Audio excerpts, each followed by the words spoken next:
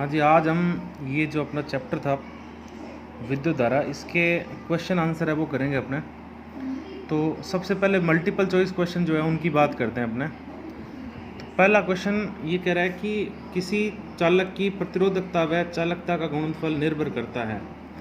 अब देखो, जो इसने चार ऑप्शन दिए हैं, काट, क्षेत्रफल, ताप, लंबाई और किसी पर नहीं। तो उसमें ये देखो कि प्रतिरोधकता जो है अपने इसको लिखते हैं रो से, और चालकता जो होती है वो इसके क्या होती है, व्युत्क्रमानुपाती। अगर प्रतिरोधकता ज़्यादा है, बढ़ रही है, तो चालकता क्या हो जाएगी, कम हो जाएगी। और चालकता अगर कम हो रही है तो ये बढ़ जाएगी, या यूं कह दो कि चालकता बढ़ेगी तो रो का मान घट जाएगा। तो उसने ये पूछा है कि इनका जो गुणनफल है वो किस पे निर्भर करेगा। तो इनका गुणनफल जो होगा वो क्या आएगा, कांस्टेंट आएगा। तो आंसर इसका जो है वो डी सही होगा कि किसी पर निर्भर नहीं करता। फिर उसके बाद दूसरा क्वेश्चन बहुत इंपॉर्टेंट है कि दो समान आकार के तार है जिनकी प्रतिरोधकता है रो 1 व रो 2, इनको श्रेणी क्रम में जोड़ा गया है, संयोजन की तुल्यधारिता है वो क्या होगी। आज जैसे मान लो उसने ये बोला है कि दो समान आकार के तार है, तो हमने एल लंबाई के दो तार ले लिए, और इनकी प्रतिरोधकता उसने बोली है कि इसकी प्रतिरोधकता है रो 1 और दूसरे की कितनी है, रो 2। तो कह रहा है कि इनको श्रेणी क्रम में जोड़ दिया, जैसे ये तार और ये तार श्रेणी क्रम में जोड़ दी। तो अब जो है इनका संयोजन है उसकी तुल्य प्रतिरोधकता क्या होगी। देखो, इनका अनुप्रस्थ काट है वो समान है, क्योंकि तार की लंबाई समान है और तार जो है वो समान आकार के, यानी कि अनुप्रस्थ काट, क्षेत्रफल और लंबाई दोनों एक समान है। तो अगर अपने इनको जोड़ें, तो अगर अपने इनका अलग अलग देखें तो R इक्वल टू क्या होगा, रो 1 L/A, और इसी तरीके से दूसरे का जो प्रतिरोध है वो क्या आएगा, R2 बराबर रो 2 L/A। L और A सेम है, इसलिए मैंने चेंज नहीं किए। तो अब अगर इनको जोड़ दिया मैंने श्रेणी क्रम में, इन दोनों तारों को, तो इनका जो श्रेणी क्रम में परिणामी प्रतिरोध है वो कितना आएगा, R1 प्लस R2। अब R1 की वैल्यू में अगर रखूँ तो रो 1 L/A और ये रो 2 L/A, यानी कि ये आएगा रो 1 प्लस रो 2 L/A। ये अपने को मिल रहा है। अब अगर गौर से देखा जाए तो उसने जो ऑप्शन दिए हैं, अंडर रूट रो 1 रो 2, 2 रो 1 प्लस रो 2, रो 1 प्लस रो 2 और रो 1 प्लस रो 2/2। तो आप ये देखो कि अगर मैं इस तार को मिला लूँ मैं, तो इसका प्रतिरोध जो है वो कितना होना चाहिए, R बराबर रो, मान लो कि परिणामी प्रतिरोधकता इसकी कितनी आ रही है, रो, और लंबाई कितनी होगी 2L, और अनुप्रस्थ काट तो क्या है, उतना ही है। अब अगर इन दोनों R को मैं कंपेयर कराऊँ तो रो 2L/A बराबर रो 1 प्लस रो 2 L/A, ये कैंसिल हो गए। परिणामी रो का मान कितना आया, रो 1 प्लस रो 2/2। ये इसका आंसर होगा, यानी कि सी आंसर इसका होगा। अगर कहीं कोई मिस प्रिंट हो बुक वगैरह में कि भाई रो 1 प्लस रो 2 दे रखा है, तो आंसर आप उसको सही कर लेना, यही आंसर इसका आएगा। उसके बाद वो कह रहा है एक चालक प्रतिरोध को बैटरी से जोड़ा गया है और शीतलन प्रक्रिया से चालक के ताप को कम किया गया है, तो प्रवाही धारा के मान पे क्या प्रभाव पड़ेगा। अब ये देखो, एक चालक प्रतिरोध को बैटरी से जोड़ा हुआ है, ये चालक प्रतिरोध है और ये इसको बैटरी से जोड़ दिया, तो ये बैटरी से जोड़ दिया इसको, और कह रहा है कि शीतलन प्रक्रिया से चालक के, ध्यान से सुनना, चालक के इसके ताप को कम किया है। शीतलन का मतलब होता है ठंडा करना। तो किसका रेजिस्टेंस कम किया और टेम्परेचर कम किया, इसका। बैटरी का कम नहीं किया, उसने कहा चालक के ताप को कम किया। चालक के ताप को कम किया तो टेम्परेचर घटते ही क्या होगा, रो के मान में भी क्या आ जाएगी, कमी आ जाएगी। अपने को पता है चालकों में ताप घटाने पर प्रतिरोधकता में क्या होती है, कमी। अगर प्रतिरोधकता घटेगी, रो घटते ही R के मान में भी क्या हो जाएगी, कमी। तो I बराबर V/, में कितना होता है, R। जैसे R घटेगा I के मान में क्या हो जाएगी, वृद्धि। तो अगर चालक के ताप को कम कर दिया जाए तो प्रवाही धारा के मान में क्या होगी, वृद्धि होगी। यानी कि इसका जो सी आंसर है वो ठीक है, इसका सही है। फिर उसके बाद में इसने बोला है 2.1 वोल्ट का एक सेल 0.2 एम्पियर की धारा देता है। यह धारा 10 ओम के प्रतिरोध से गुजरती है, तो सेल का आंतरिक प्रतिरोध कितना है। ध्यान से सुनना, ये मान लो अपने पास में सेल है और 10 ओम का प्रतिरोध है ये, और 0.2 एम्पियर धारा बह रही है, और सेल का जो ईएमएफ है वो दे रखा है 2.1 वोल्ट। अब ये देखो 2.1 वोल्ट जो है वो सेल का क्या है, ईएमएफ, और अपने को धारा जो है वो मिली है 0.2 एम्पियर, और आर का मान जो इसने दे रखा है वो है 10 ओम। तो हम लोगों ने कल ही इस टॉपिक को कवर किया था। अगर आपने कल वाला वीडियो देखा है तो आपको कोई दिक्कत नहीं आनी चाहिए कि जो एप्सिलॉन है बट्टा में आर प्लस आर वो किसके बराबर होता है, आई के। तो अपने पास में एप्सिलॉन भी है, आई भी है, आर भी है, तो स्मॉल आर का मान यहाँ से आ जाएगा।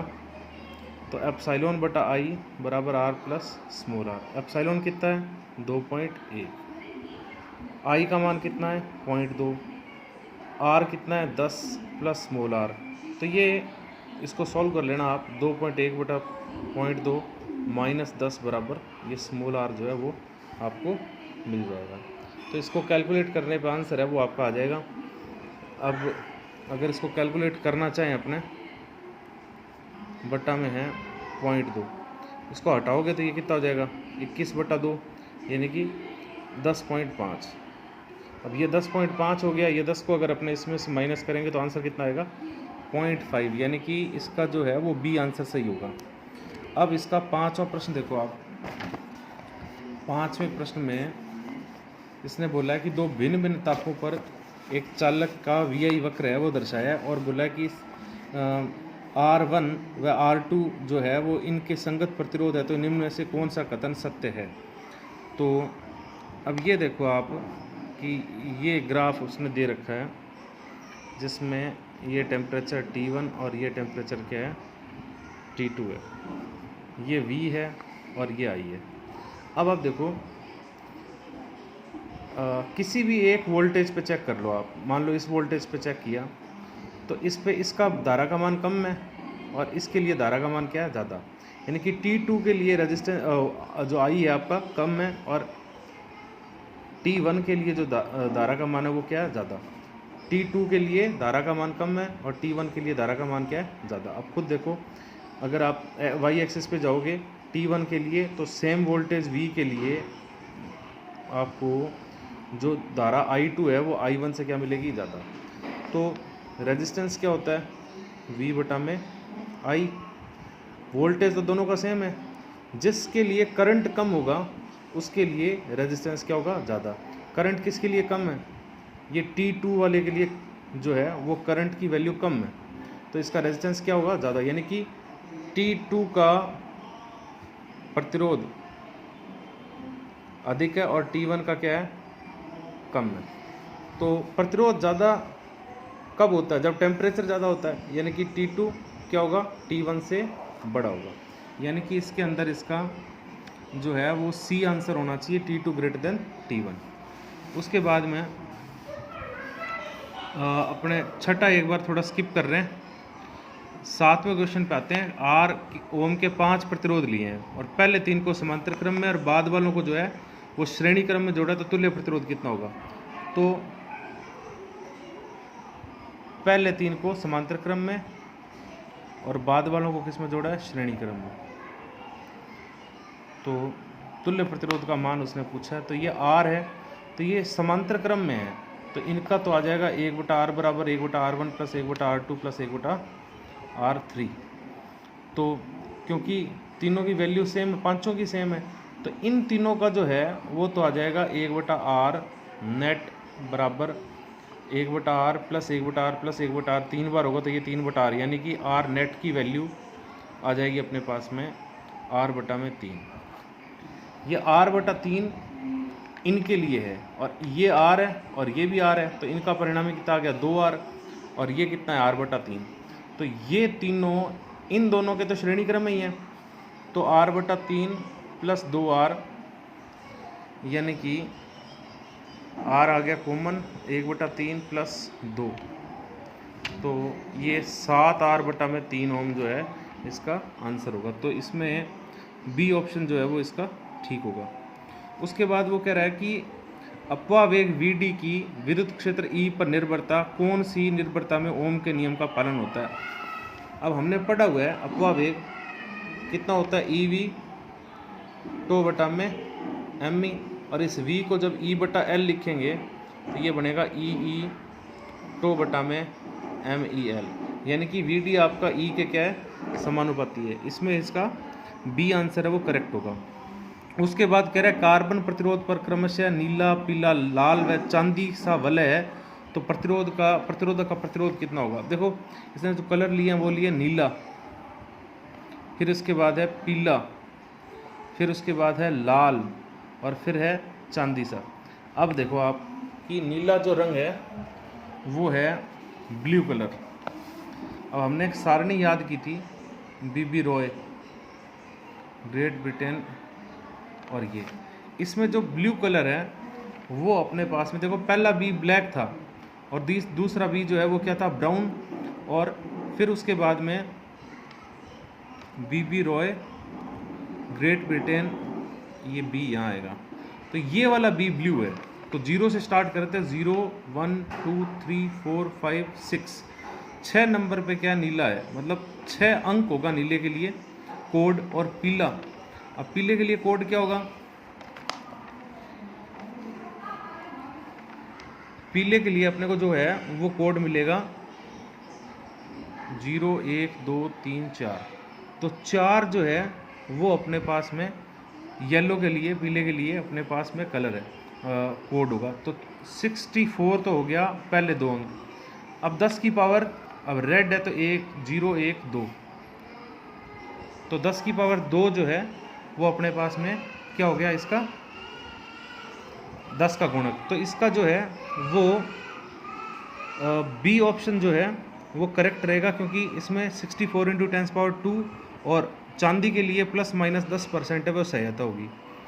अब इसका 10वां प्रश्न देखो आप, बैटरी से जुड़ा तार धारा के कारण गर्म हो जाता है, तो कौन सी राशियां नहीं बदलती है। देखो अगर तार धारा बह रही है तो तार में क्या होगा, टेम्परेचर तार का बढ़ेगा।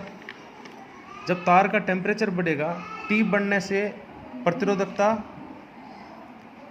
रो की वैल्यू बढ़ेगी, T बढ़ा तो रो बढ़ गया इसका। तो अब देखो आप बी ऑप्शन तो हो नहीं सकता इसका। फिर प्रतिरोध है उसके मान में भी क्या आएगा, अंतर आएगा।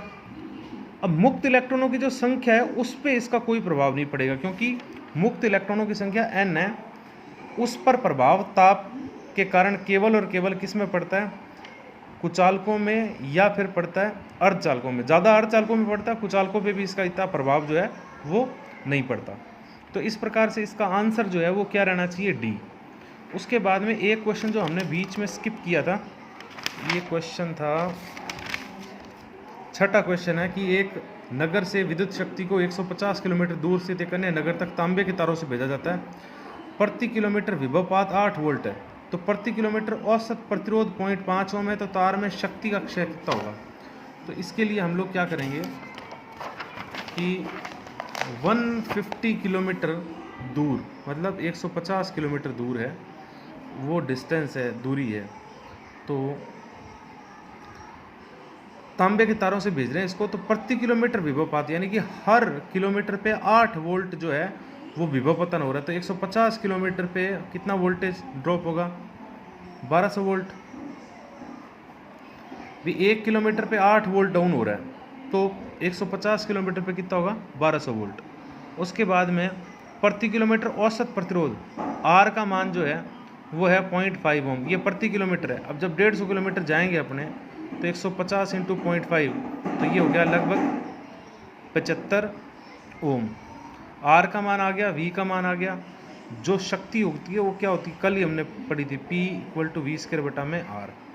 तो V का 1200 × 1200 बटा में करोगे जब आप 75, तो 25 थी 75, 25 चौके कितने हो गए 100, इसके बाद 20 बच गए, फिर 200 करेंगे तो 25 आटे 200, फिर ये 3 से डिवाइड होगा 16, तो 16 दूने कितने हो गए 32, 3 16 और 3 19, तो 19,200 वाट आएगा।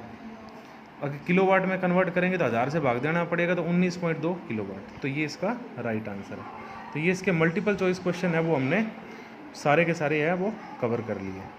वीडियो रूटीन में देखा करो, तभी इसका फ़ायदा है। रोज़ आपको अगर आप देखोगे नहीं तो फिर बनाने का कोई फ़ायदा नहीं होगा।